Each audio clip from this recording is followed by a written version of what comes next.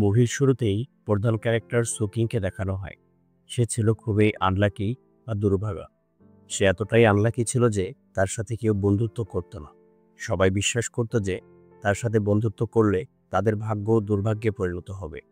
দুর্ভাগা সুকিংয়ের জন্মের সাথে সাথেই তার মা মারা যায় এবং তার বাবা সবসময় জুয়া খেলত, কিন্তু সে কখনো জিততে পারেনি। একদিন সুকিং তার বাবাকে জুয়া খেলতে সাহায্য করছিল, ফলে তার বাবা প্রথমবারের মতো জিতে যায় এবং খুশিতে স্ট্রোক করে সেখানেই মারা গিয়েছিল। এখন তার আপন বলতে রয়েছে শুধু তার একমাত্র ভাই, যে এখন ক্যান্সারে আক্রান্ত হয়ে হসপিটালে ভর্তি আছে। একদিন সে যখন বাড়ি ফিরছিল, সে দেখে ছিনতাইকারী একটি মেয়ের ব্যাগ চুরি করে পালিয়ে যাচ্ছে। সে মেয়েটিকে সাহায্য করার জন্য দেয়ালের আড়ালে লুকিয়ে পড়ে এবং সে যখন চোরকে মারতে যাবে, ভুলবশত সে চোরকে না মেরে মেয়েটিকেই মেরে বসে এবং অজ্ঞান করে ফেলে। এদিকে ছিনতাইকারী তাকে ধন্যবাদ দিয়ে চলে যায়। সেই মেয়েটির নাম হচ্ছে লু। এরপর যখন সে মন খারাপ করে বাড়ি ফিরছিল, তখন সে রাস্তায় একজন বৃদ্ধ লোককে কাগজ জ্বালাতে দেখে। বৃদ্ধ লোকটি তাকে ইশারা করে ডাকে এবং বলে, তুমি এত চিন্তিত কেন? সে ওই বৃদ্ধ লোককে বলে যে সে খুবই আনলাকি, এই জন্য তার জীবনে অনেক সমস্যার সৃষ্টি হয়েছে। সে অনেক টাকা ইনকাম করতে চায়, যা দিয়ে তার ক্যান্সারে আক্রান্ত ভাইয়ের চিকিৎসা করাতে পারবে। এ কথা শুনে বৃদ্ধ লোকটি তাকে কিছু টাকা দিতে চায়, কিন্তু সে টাকা নিতে অস্বীকৃতি জানায়।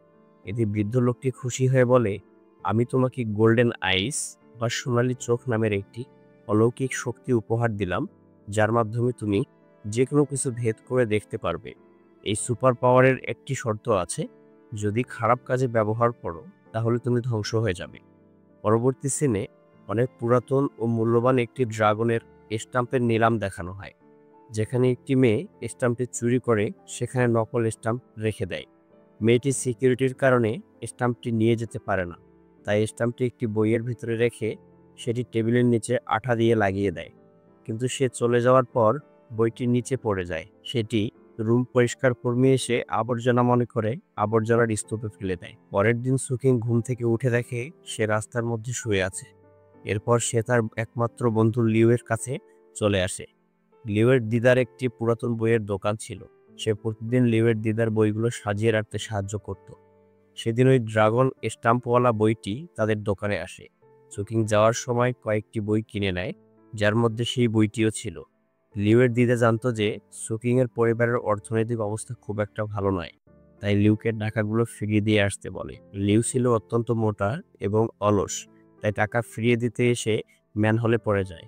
এরপর বাসায় গিয়ে দেখতে পায় তার ভাইয়ের বউ অর্থাৎ তার ভাবি তার জন্য খাবার নিয়ে বসে আছে। সুকিং তার ভাবিকে বলে, আমি পার্ট টাইম জব করব, সামনে আমার সেমিস্টার ফি, ভাইয়ের চিকিৎসার খরচ ও বাসা ভাড়া সবকিছু মিলিয়ে তোমার অনেক কষ্ট হচ্ছে। ভাবি তাকে বলে, তুমি পড়ালেখায় মনোযোগ দাও, বাকি সব আমি দেখব। এরপর সে এসে বইগুলো ব্যাগ থেকে বের করে টেবিলে রাখে। তখন সে লক্ষ্য করে বইয়ের ভেতর সবকিছু সে স্পষ্ট দেখতে পাচ্ছে। তাই সে বইটি টেবিলের ওপর রেখে এক চোখ বন্ধ করে দেখতে পারে বইয়ের ভেতর একটি ড্রাগন স্টাম্প রয়েছে। বই খুলে সে স্টাম্পটি পেয়ে যায়। সে বুঝতে পারে গতকালকে সেই বৃদ্ধ লোকটি সত্যিই তাকে সুপার পাওয়ার দিয়েছে। এতে সে প্রচণ্ড খুশি হয়ে চিৎকার করতে শুরু করে। এরপর সে তার বন্ধু লিউকে বলে সে অনেক পুরনো মূল্যবান একটি স্টাম্প পেয়েছে। এই কথা শুনে লিউ তাকে নিয়ে বিনের কাছে আসে। তারা বিনকে বলে তারা এই স্টাম্পটি বইয়ের মধ্যে খুঁজে পেয়েছে। বিন স্টাম্পটি দেখে অবাক হয়ে যায়, কারণ সে এই স্টাম্পটি নিলামে ৮ কোটি টাকা দিয়ে কিনেছে। তাই সে পরীক্ষা করে বুঝতে পারে সুকিংয়ের স্টাম্পটি আসল এবং সে নিলাম থেকে যেটা কিনেছে সেটা নকল। বিন সুকিংকে জিজ্ঞেস করে এটা কত টাকায় বিক্রি করবে। সুকিং বলে ৪,০০০ টাকা। এই শুনে বিনের প্রচণ্ড হাসি পায়। সে তাকে ৪ লক্ষ টাকা দেয় এবং সুকিংকে বলে তুমি অনেক ভাগ্যবান। তাই আগামী সপ্তাহে ইউনান শহরে একটি পাথরের গ্যাম্বলিং কম্পিটিশন হবে। তুমি চাইলে আমার সাথে অংশগ্রহণ করতে পারো, তাতে তুমি কিছু ইনকাম করতে পারবে। ইউনানের পাথরের ভিতর এমন কিছু পদার্থ বা জেট থাকে যা ডায়মন্ড বা হীরার চেয়েও দামি, আর এই বিশেষ পাথর খোঁজার উপরেই বাজি ধরা হয়। একেই বলে গ্যাম্বলিং কম্পিটিশন। এরপর সুকিংয়ের ভাবিকে দেখানো হয়, যেখানে ডাক্তার বলে যে বকেয়া পরিশোধ করতে না পারলে তার স্বামীকে আইসিইউ থেকে বের করে দেয়া হবে। তাই সে ডক্টরকে অনেক রিকোয়েস্ট করলেও ডক্টর তার কথা শুনছিল না। এরপর সুকিং এসে বলে যত টাকা লাগে নিন, কিন্তু আমার ভাইকে বাঁচান। ডক্টর জানায় তার ভাইয়ের ক্যান্সার লাস্ট স্টেজে আছে। এখন তাকে বাঁচাতে হলে 1 মাসের মধ্যে অপারেশন প্রয়োজন। সেই অপারেশনের খরচ প্রায় 1 কোটি টাকা। তাই 1 কোটি টাকা জোগাড় করার জন্য সে প্রথমে লটারির দোকানে তার পাওয়ার ব্যবহার করে। দেখে লটারির সর্বোচ্চ প্রাইজ হচ্ছে 1 লক্ষ টাকা। তাই সে লিওয়ের দোকানের বইগুলো খুঁজতে থাকে, দেখে কোনো অ্যান্টিক জিনিস পায় কিনা। হঠাৎ তার বিনের কথা মনে পড়ে। সে তখনই বিনের কাছে চলে আসে। বিন বডি ম্যাসাজ নিচ্ছিল। সে সুকিংকেও ম্যাসাজ করাতে বলে। যখন সুকিং তাকে বলে, সত্যি কি পাথরের উপর বাজি রেখে টাকা ইনকাম করা যায়? বিন বলে হ্যাঁ। সুকিং বলে তার 1 কোটি টাকার প্রয়োজন। বিন বলে তাহলে আমার সাথে ইউনান শহরে চলো। এরপর তারা দুজন ইউনানে চলে আসে এবং সুকিংয়ের সাথে বিনের বড় ভাই শিচেনের পরিচয় করিয়ে দেয়। শিচেন ওই পাথর বিষয়ে সবকিছু জানে। সেখানে তারা সুকিংকে অনেক দামি একটি চা পান করতে বলে। চাটা ছিল খুবই মজাদার, তাই সে এত বেশি খেয়ে ফেলে যে কিছুক্ষণ পরেই তার ওয়াশরুম চেপে যায়। সে ওয়াশরুম করতে বাইরে চলে আসে।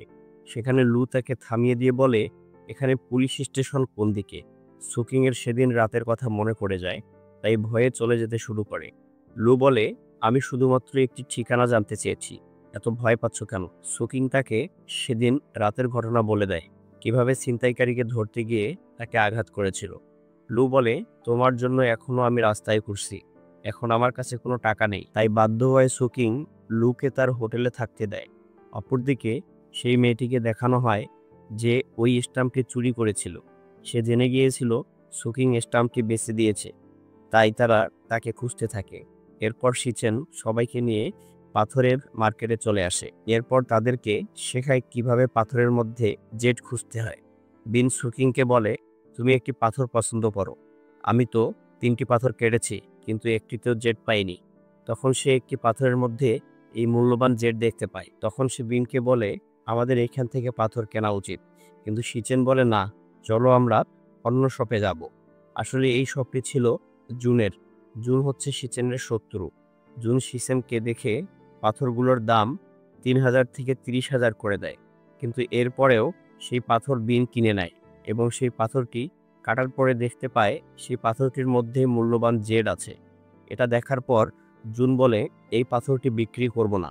আসলে এইভাবে জুন সব সময় সাধারণ মানুষদেরকে ঠকায়। তখন শিচেন এবং জুনের মধ্যে ঝগড়া শুরু হয়ে যায়। জুন শিচেনকে চ্যালেঞ্জ করে সে তাকে গ্যাম্বলিংয়ে হারাবে। তারাও চ্যালেঞ্জটি অ্যাকসেপ্ট করে। তারা যখন জেড নিয়ে আসছিল, তখন জুনের পাঠানো লোক তাদের কাছ থেকে জেডটি ছিনিয়ে নিতে আসে। তারা লুয়ের উপর আক্রমণ করে। তাকে বাঁচাতে গিয়ে সুকিংয়ের হাতে আঘাত লাগে।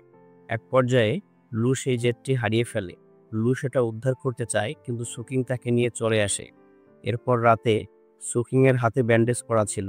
লু তার হাত ধরে বিছানার সামনে বসেছিল। সুকিং ওষুধ না খেয়ে ঘুমিয়ে পড়ে। সে স্বপ্নে লুকে দেখে আর মুচকি হাসে। এদিকে লু তাকে জাগানোর চেষ্টা করছিল, কিন্তু কিছুতেই তার ঘুম ভাঙে না। এরপর লু তাকে সজোরে চড় মেরে ঘুম থেকে ওঠায়, তাকে ওষুধ খেতে বলে। পরবর্তী সিনে জুন তার বস কাকার সাথে কথা বলে। কাকা বলে, তোমাকে এই গ্যাম্বলিং কম্পিটিশনে জিততেই হবে, কারণ এই কম্পিটিশনে আমি 2 কোটি টাকা বাজি ধরেছি। অন্যদিকে সুকিং ও লু শপিং করতে আসে। সুকিং যখন কাপড় চেঞ্জিং রুমে আছে, তখন তাকে জুনের লোকেরা কিডন্যাপ করে নিয়ে যায়। জুন তাকে একটি চেক দিয়ে বলে, এই টাকা তোমার ভাইয়ের অপারেশনের জন্য যথেষ্ট। এর বিনিময়ে তোমাকে আগামীকালকের গেমে হেরে যেতে হবে। কিন্তু সুকিং রাজি হয় না। এরপর তারা সুকিংকে ভয় দেখায় যে তার পরিবার ও বন্ধুকে তারা শেষ করে দিবে। এই বলে তারা সুকিংকে ছেড়ে দেয়। এরপর সুকিং লুকে নিতে শপিং মলে চলে আসে, কিন্তু তাকে কোথাও খুঁজে পায় না এবং তার ফোনও বন্ধ ছিল। অন্যদিকে শিচেন বিনকে জিজ্ঞেস করে, সুকিংকে বিশ্বাস করা যায়? তখনই সুকিং তাদের কাছে এসে লু আর জুনের কথা বলতে যাবে, কিন্তু তাকে কিছু বলার সুযোগ না দিয়ে বিন বলে, তোমার উপর বিশ্বাস করে শিচেন তার সকল সম্পত্তি বাজি ধরেছে। আমরা তোমাকে বিশ্বাস করি, আগামীকাল তোমাকে জিততেই হবে। রাতে সে ভাবতে থাকে এখন তার কি করা উচিত। একদিকে তার ভালোবাসা, অন্যদিকে শিচেনকে যে তার সবকিছু দিয়ে সাহায্য করছে। তখন সে স্বপ্নে সেই বৃদ্ধ লোককে দেখে। বৃদ্ধ লোকটি বলে, তুমি যদি এই পাওয়ার খারাপ উদ্দেশ্যে ব্যবহার করো, তাহলে পাওয়ারটি তোমার থেকে নিয়ে নেওয়া হবে এবং তুমি আবারও আগের মতো আনলাকি হয়ে যাবে। পরের দিন স্টোন গ্যাম্বলিং শুরু হয়। সবাই যখন জেড পাথর খুঁজছিল, তখন শিচেনের ফোনে একজন একটি পিকচার পাঠায়।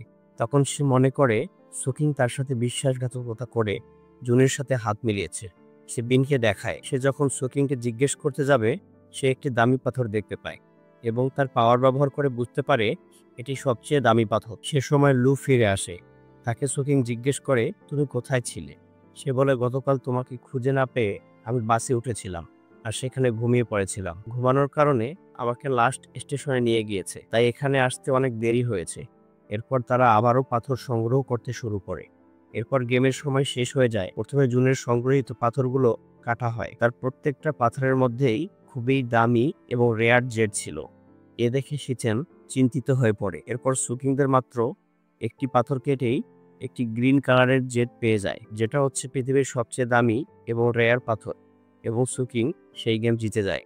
সন্ধ্যায় সুকিং একটি ব্রেসলেট লুকে উপহার দেয়। এতে লু প্রচণ্ড খুশি হয়ে যায় এবং তাকে জড়িয়ে ধরে। অন্যদিকে জুন তার বস কাকার সাথে ভিডিও কলে কথা বলে।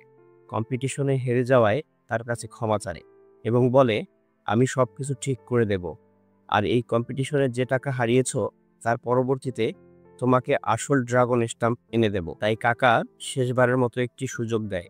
পরবর্তী সিনে সুকিংয়ের গ্রিন জেডের নিলাম দেখানো হয়। তাদের জেটটি চড়া দামে বিক্রি হয়ে যায়। তখন বিন স্টেজে এসে বলে, আমার কাছে দুটি ড্রাগন স্টাম্প রয়েছে, একটি আসল এবং অপরটি নকল। সে নকল স্টাম্পটি ছিঁড়ে ফেলে এবং আসলটি সুকিংকে গিফট করে দেয়। রাতে তারা সবাই পার্টি করছিল। তখন কাকার গুন্ডারা বিনকে কিডন্যাপ করে। সুকিং এবং তার বন্ধুরা কি করবে বুঝতে পারে না। তখন কাকা ফোন করে বলে, বিনকে ছাড়াতে হলে অ্যান্টিক ড্রাগন স্টাম্পটি তাকে দিতে হবে। তখন জুন তার বসের কাছে ক্ষমা চায় এবং বলে, আমি আপনার 2 কোটি টাকা হারিয়েছি শুধু শিচেনের জন্য, আমি সব টাকা ফিরিয়ে দেব। আরও বলে, এই ড্রাগন স্টাম্পের মধ্যে একটি গুপ্তধনের ম্যাপ রয়েছে, আর এই জায়গায় আপনি যেতে পারবেন না। কাকা জুনের চালাকি বুঝতে পারে। আসলে জুন তার কাছ থেকে স্টাম্পটি হাতিয়ে নিতে চায়। তা বুঝতে পেরে কাকা জুনকে মেরে ফেলে। অন্যদিকে বিনকে বাঁচাতে সুকিং, লু ও শিচেন কাকার আস্তানায় চলে আসে। দেখে বিনকে খাঁচায় বন্দি করে রাখা হয়েছে। সেই খাঁচার মধ্যে টাইম বোম লাগানো আছে। তাই সুকিং তার পাওয়ার ব্যবহার করে টাইম বোমের পাওয়ার সাপ্লাই কোথায় আছে তা দেখার জন্য। তখনই কাকা এসে তাদেরকে গান পয়েন্টে এনে ড্রাগন স্টাম্পটি দিতে বলে। সুকিং তাকে স্টাম্পটি দিয়ে দেয় এবং বলে বিনকে ছেড়ে দিতে, কিন্তু সে তা না করে তখন লু তার ব্রেসলেট দিয়ে কাকার মনোযোগ নষ্ট করে। এই সুযোগে শিচেন তার গানটি ছিনিয়ে নেয়। এরপর পুলিশ এসে তাদেরকে উদ্ধার করে। এরপর দেখা যায় আবার সুকিং সেই বৃদ্ধ লোককে স্বপ্নে দেখতে পায়। বৃদ্ধ লোকটি বলে, তুমি তোমার সুপার পাওয়ার ভালো কাজে ব্যবহার করেছো, এর জন্য উপহার স্বরূপ তোমাকে আরেকটি সুপার পাওয়ার দেওয়া হলো। তা হলো তুমি মানুষের অতীত দেখতে পারবে। এরপর সুকিং লুকে প্রপোজ করে। শেষে সুকিং, লু, বিন, শিচেন একসাথে নাচতে থাকে। গল্পটি এখানেই শেষ হয়ে যায়। এরকম নতুন নতুন ভিডিও পেতে আমাদের চ্যানেলটি অবশ্যই সাবস্ক্রাইব করবেন। ধন্যবাদ।